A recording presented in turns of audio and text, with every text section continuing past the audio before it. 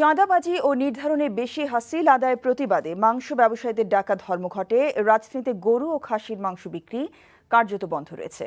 এতে বিপাকে পড়েছেন ভোক্তা সাধারণ।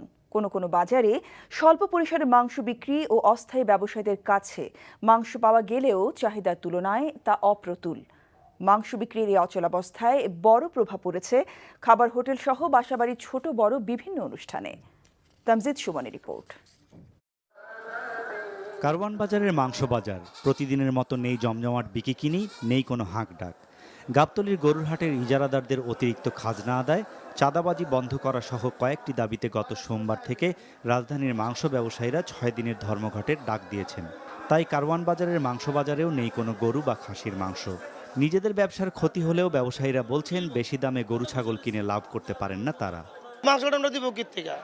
মাংস দিব এখানে তো গাবতলি যে হাট আছে এখানে অনেক বিশেষ করে হাসলি নেয় বেশি এবং চাঁদাবাজি হয়, যার কারণে এবং গোস্তের দাম বেশি, চামড়ার দামটা কম। যদি চামড়ার দামটা কিছু বাড়তি হয় তাহলে গোস্তের দামটা কিছু কমে আসলে আমাদের কাস্টমার খেয়ে শান্তি পাইবো, আমরা বেশি করতে পারলে 2টা পয়সা লাভ হবে।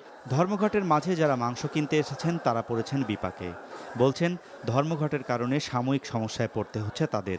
গরু নাই, খাসি নাই, শুধু মুরগি দিয়ে তো আর করা যায় না, একটা অনুষ্ঠান তো করা যায় না, কাজে এই জন্য তো অনেক সমস্যা হয়েছে আর কি। লোকজন আসে, ছেলেমেয়েরা খেতে চায়, যদি কন্টিনিউ চলে তাহলে তো সবার জন্যই সমস্যা।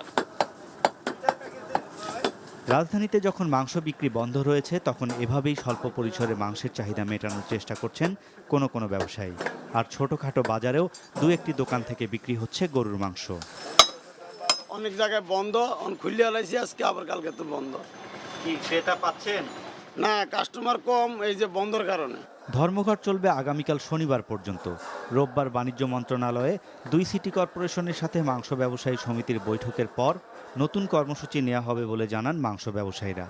Tamjid Suman, NTV news, Dhaka.